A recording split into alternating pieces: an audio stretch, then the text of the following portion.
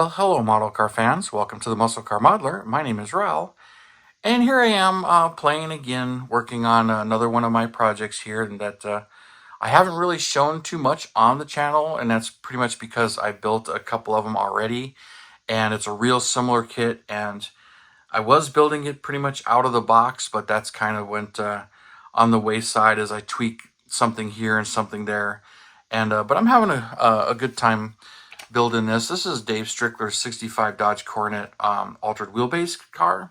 And this is the Moebius Models Model King issue. And I got this from Hobby Nut Models, our sponsor. And, you know, I had it along with the other two kits.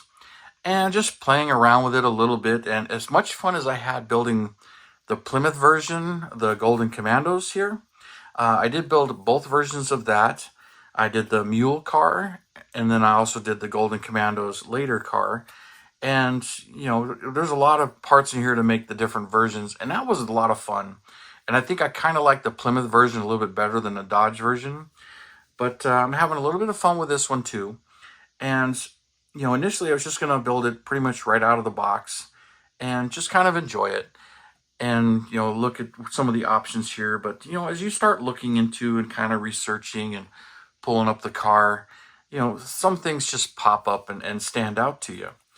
So, you know, and this kit, you know, Moebius did a pretty good job on it. The instructions are pretty nice, although it's got some of the weird quirks.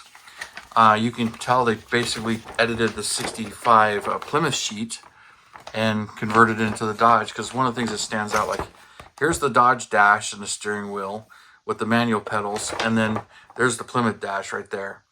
So, you know, they didn't edit this picture, but I mean, in all honesty, they didn't need to. But some things I noticed are a little odd, like, you know, you got the back panel here, and it only has one parachute in there, but the parachute doesn't seem to fit real well, but it fits okay. But compared to the cars I'm seeing, it's a little different, but it's in there. I haven't painted it yet, but you can kind of see that they have used it right here on this build. But I like that they give you these reference photos so you can really see the car and how the builder built it. It gives you some detailed tips and whatnot, so it's kind of nice. And working on the engine at the moment, and, you know, some of these other parts here, but just having some fun with it, really. You know, doing it kind of slowly, but this is the one I pulled out and decided I was going to work on it a little bit more tonight. But the main thing I'm going to show you here is I got clear on the body. Matter of fact, my main goal this last weekend was to clear coat some bodies. Well, this is the one I was waiting for the paint for. So this is Scale Finishes Dodge White, and pretty nice color. I like. It's a little bit of a yellowish white, but I got it, so I had shot the rest of this and got it ready and got the decals on it. So it was the last one waiting for the clear coat. So I got this one cleared, and I did get my 64 Chevelle SS convertible clear coated, and I also got my Dick Landy Dart clear coated. But those two are definitely for the channel, one of them being the USAC build. But this one, because it's pretty much, you know, mostly out of the box, it's kind of what, you know, I wasn't too concerned about building it on the channel, just kind of playing with it. And I kind of want to do the Dick Landy version as well, especially since I got the decals for it. And that one looks like it's going to need a bit more conversions and stuff to it, where this particular version, I'm like, oh, I'll build it right out of the box. You know, it was a manual car. The car still exists, so there's some photos of it today. And, you know, as race cars, they kind of have their period mods. So this is pretty much ready. The body is cleared and painted. Needs foil. The hood needs some work, though. I had a little spot right there on it, so you can kind of see there. I sanded off. I need to touch that up with paint. So the top of the hood hasn't been clear coated, but the bottom has. So clear coated that, and it'll get this touched up real quick, and then airbrush the clear on the top. So the hood scoop is the same way. The bottom side is cleared, but the top side isn't. It's kind of hard to clear one side and not the other on some of these. So I'll tend to, if I have to clear the bottom, I'll clear the bottom first, and then I'll clear the top later. as sometimes it's impossible to clear both sides. But the framework is painted and cleared. This one's all painted and cleared, and a lot of the pre-assembly. So I'll start painting some of this stuff and the wires and stuff and detailing it, and start putting this together. And the Hemi, getting that going here. But the motor's painted, put gold on the oil filter, started putting the intake together. Glue this on so I can paint it brown after the fact, instead of on the thing. So it's a little easier to glue it in place and then paint it. So this is kind of coming together. I'm cutting the velocity stacks to shorten them, so I still have the stacks, but they're tuned differently. So I cut the 6mm out of them, and now they're almost ready to start gluing back together. So I'll be doing that here soon. It's a little nerve-wracking, but I got some of the rest of this here, the starter.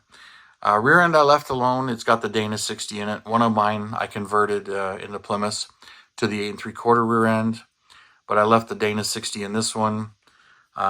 The few that survived today have Dana 60s in them, but they weren't born that way, but that's okay. That's racing.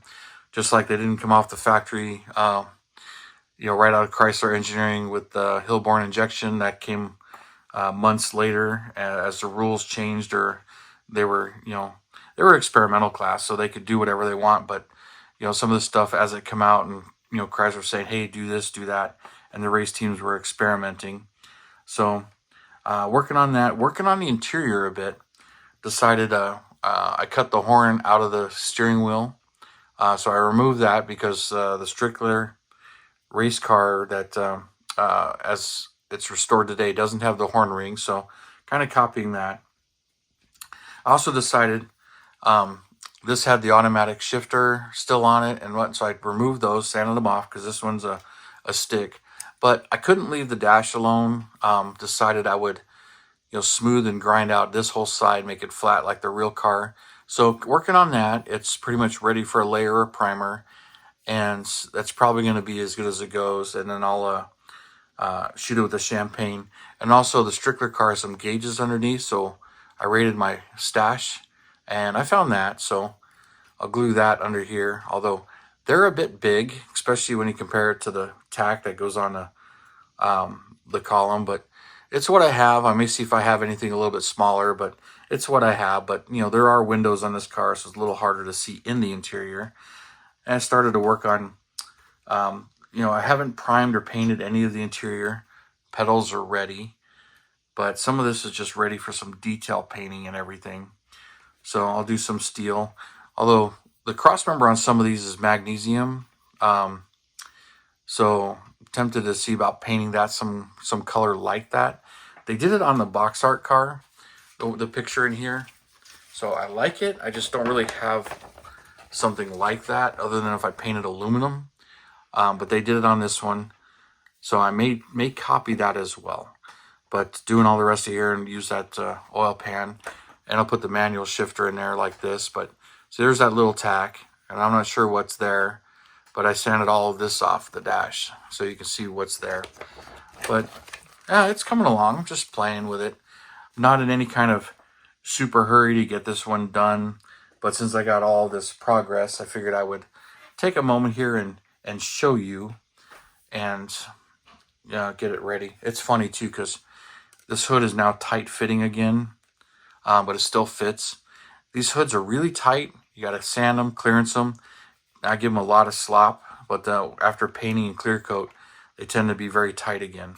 So just being careful with that, and I'll just shoot it from the top clear and try not to get any clear on the sides. But I like the way this one's coming out. So be foiling this, but I'm not in a hurry because this basically just got cleared Sunday, so it's a little over 24 hours since I cleared it. But because I use a real automotive clear, it hardens and everything has a catalyst in it, which is also one of the reasons why it's so shiny without any polishing. But just I've learned to use it and I really enjoy it. So a little overly shiny, but I like that look. But she's coming along.